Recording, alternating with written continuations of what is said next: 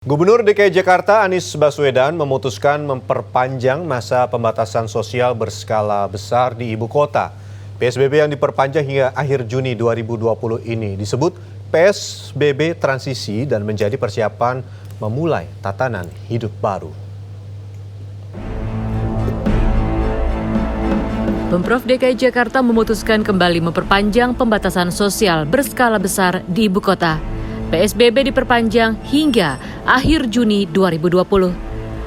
Bulan Juni ini ditetapkan sebagai masa transisi, lantaran sebagian besar wilayah sudah hijau dan kuning, namun masih terdapat zona merah. Jumlah kasus positif COVID-19 Jakarta mencapai 7.539 pasien per Kamis siang tadi. 2.530 orang dinyatakan sembuh dan 529 orang meninggal dunia. Maka kami di gugus tugas percepatan penanganan COVID-19 di DKI Jakarta, kita memutuskan untuk menetapkan status PSBB di DKI Jakarta diperpanjang dan menetapkan bulan Juni ini sebagai masa transisi.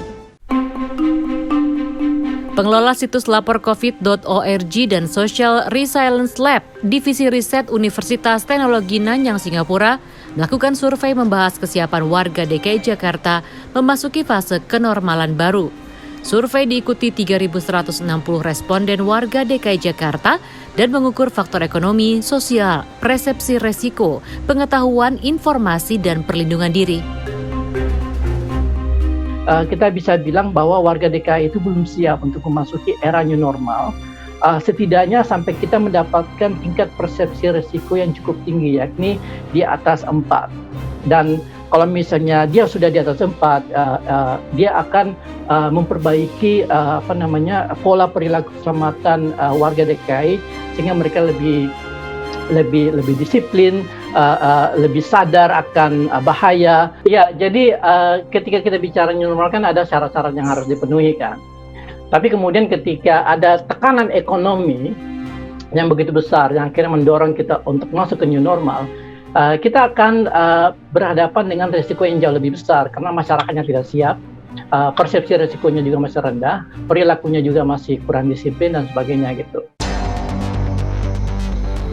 Pada masa transisi ini, pengetatan kesehatan tetap berlangsung. Di Stasiun Manggarai, Jakarta, pengguna kereta komuter lain harus tetap mencuci tangan dan memeriksa suhu tubuh calon penumpang.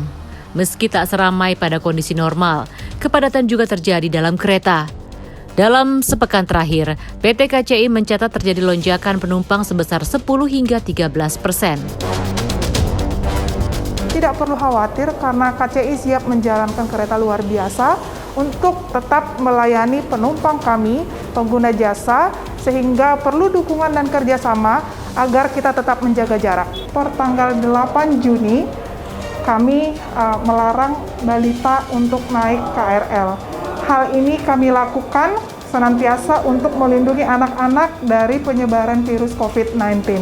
Kepada pengguna jasa komuter lansia tetap bisa menggunakan KRL tapi di luar jam sibuk, yaitu mulai dari pukul 10 sampai pukul 14 siang hari. Pada masa transisi ini, anak balita dilarang menggunakan KRL. Sementara bagi lansia, hanya diperkenankan menggunakan kereta pada pukul 10 hingga 2 siang atau tidak pada jam sibuk. Kalau kurang setuju sih, soalnya kan dari jauh, suka ngeliat cucu, ponakan ke Bogor gitu. Jadi keretanya kalau dari Banten itu kan susah, nggak ada waktu kayak gitu. Jadi kalau saya itu kan susah saya naiknya gitu. Kadang saya sampai di sini kadang jam 10, jam 11, kadang kalau berangkat itu kan nggak ada jam 2 gitu. Setuju sih Mas, nggak apa-apa. Ya memang kalau balita juga rawan ya untuk kena COVID-19 itu. Makanya itu sih rencana yang baik sih. Ya ribet sih ribet ya, tapi ya mau gimana lagi, biar cepat hilang lah. Selain aturan tadi, ada juga aturan larangan berbicara baik secara langsung maupun melalui sambungan telepon untuk para penumpang KRL. Batas penumpang dan jaga jarak dalam kereta juga akan semakin diperketat. Sementara, jam operasional akan kembali diperpanjang. dari pukul 4 pagi hingga jam 8 malam. Perubahan akan dilakukan secara bertahap dalam 3 masa. Tim Liputan Transmedia.